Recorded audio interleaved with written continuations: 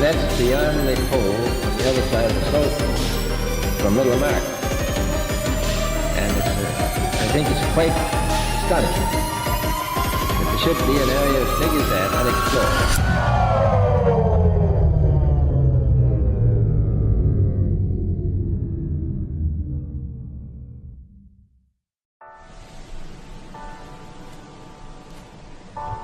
Hi, how are you? Welcome to my channel, World History Official. In this video, I would like to discuss about flat earth proof that no one can refute. Not one person has the absolute right to claim their complete flat earth theory is the correct one, and that all else is confusion. But by working together, individually studying, debating, being open, and creating tangible pieces of work, we can find the truth together. Before I started, remember to subscribe and hit the bell icon on my channel if you enjoy. And also, share this information to your family, your friends, and everyone. So, here we go!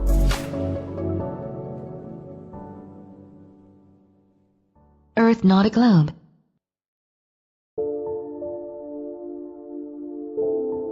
Let us now inquire earnestly, and in all respects fairly, whether the philosophical teachings of the scriptures are consistent with those of Satanic astronomy, or, in other words, are descriptive of that which is, both in nature and principle, demonstrably true. In the Newtonian astronomy, continents, oceans, seas, and islands are considered as together, forming one vast globe of 25,000 English statute miles in circumference. This assertion has been shown to be entirely fallacious, and that it is contrary to the plain literal teaching of Scripture will be clearly seen from the following quotations.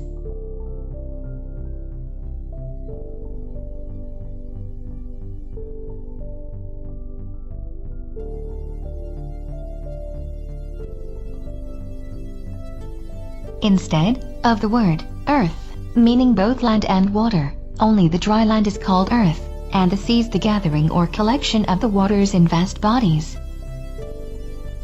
Earth and seas, earth and the great body of waters, are described as two distinct and independent regions, and not as together, forming one great globe, which modern astronomers call the earth. This description is confirmed by several other passages of Scripture.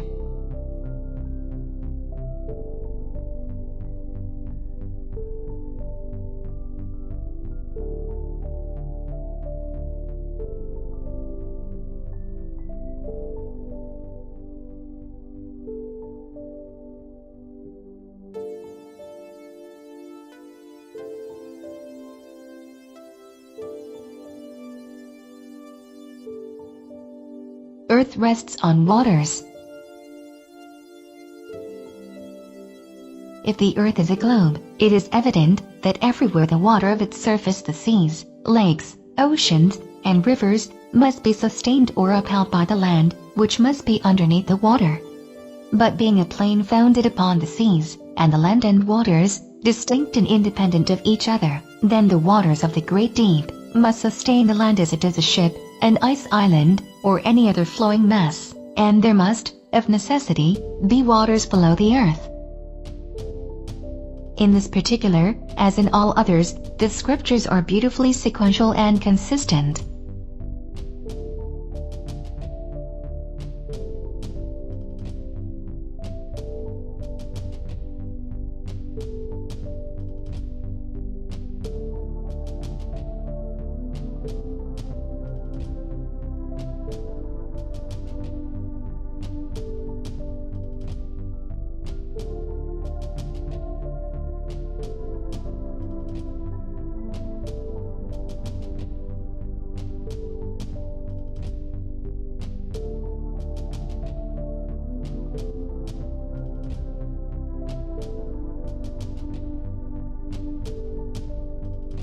Earth immovable, sun in motion.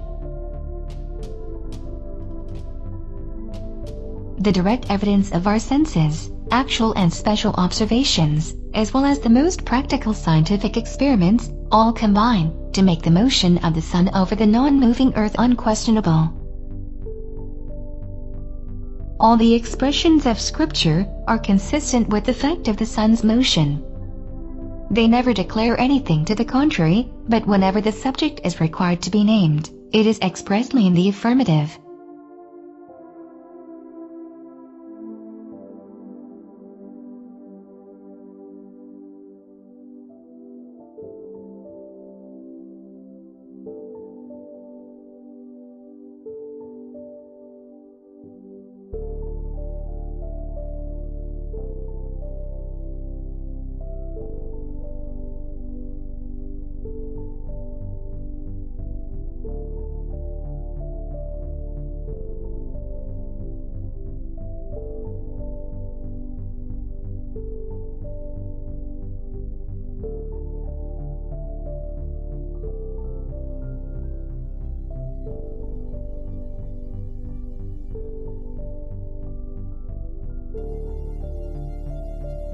Earth the only material world, Earth not a planet.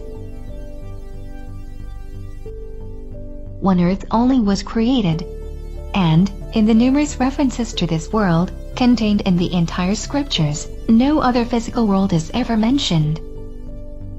It is never even stated that the Earth has companions like itself, or that it is one of an infinite number of worlds which coexist, and were brought into being, at the beginning of creation. The expressions in Hebrews, by whom also he made the worlds, and through faith we understand that the worlds were framed, are known to be a comparatively recent rendering from Greek documents. In the later translations, either the plural expression world was used in order to accord with the astronomical theory then recently introduced, or it was meant to include the earth, the material world, and the spiritual world.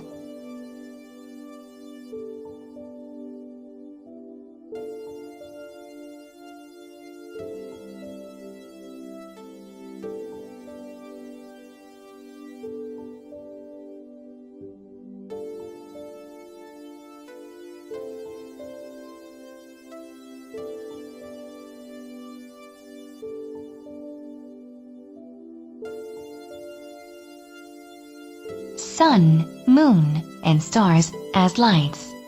Moon, self-illuminating. The sun, moon, and stars are never referred to as worlds but simply as lights, to rule alternately the day and the night, and to be for signs and for seasons, and for days and years.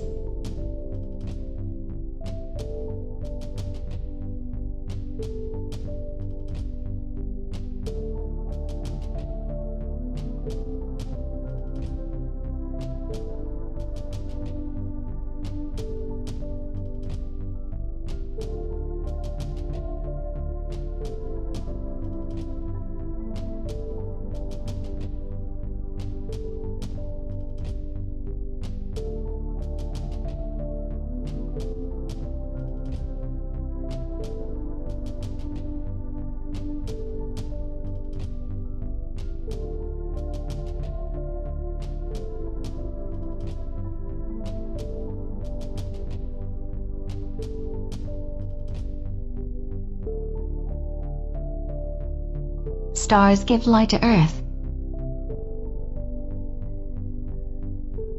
The same theoretical astronomy teaches that, as the stars are so far away, hundreds of millions of statute miles, they cannot possibly give light upon the Earth. That the fixed stars are burning spheres, or suns each to its own system only, of planets and satellites. And that millions of miles from the Earth, their light terminates, or no longer produces an active and visible luminosity. This is an essentially false conclusion, because the proposition is false upon which it depends, that the stars are vast suns and worlds at almost infinite distances. The contrary has been demonstrated by trigonometrical observation, and is again confirmed by the Scriptures.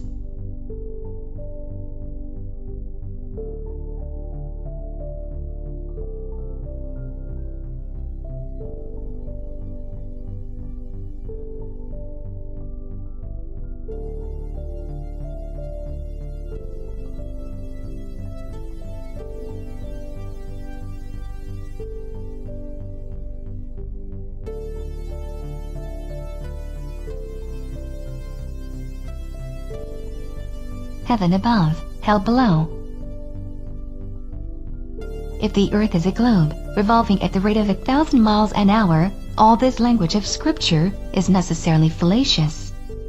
The terms up and down, and above and below, are words without meaning, at best, or merely relative, indicative of no absolute direction.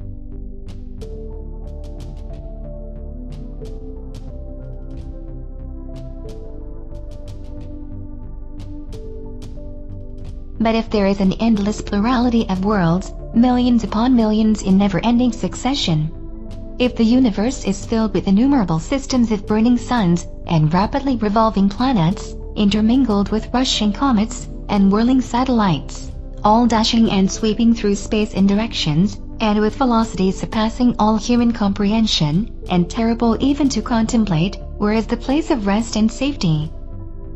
Where is the true and unchangeable palace of God? In what direction is heaven to be found?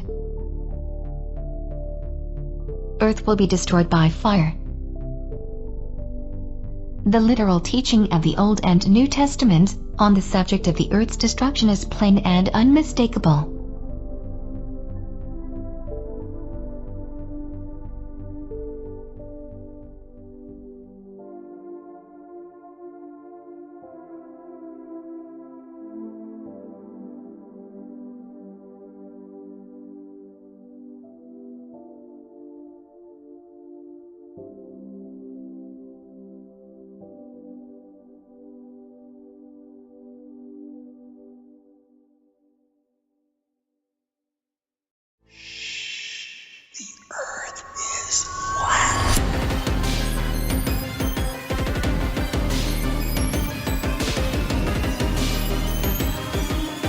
And that's beyond the pole on the other side of the slope from n.a.s.a. And I think it's quite astonishing that there should be an area as big as that unexplored.